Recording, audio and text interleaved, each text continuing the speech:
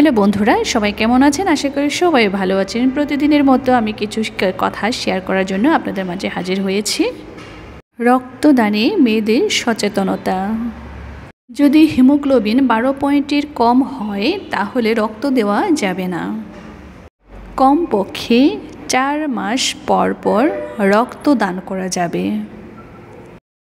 3 মাস পর পর নয়। মাসিক চলাকালীন রক্তদান করা যাবে না।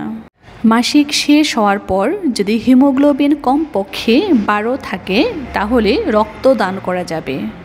যদি হিমোগ্লোবিন চেক করার সুযোগ না থাকে তবে মাসিক চলার 1 সপ্তাহ পরে রক্তদান করুন।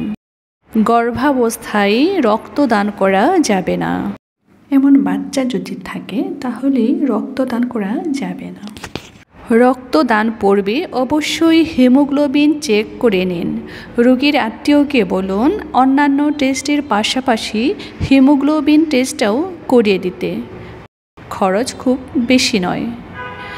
বিশেষ করে মেয়েদের হিমোগ্লোবিন যাচাই না করে রক্তদান করা উচিত নয়। রক্তদান হোক নিরাপদে। সচেতনতায় অনলাইন ব্লাড ডোনার টিমের পক্ষ থেকে অর্থ সচিব আমি মঞ্জু সিমসাং। ধন্যবাদ সবাইকে।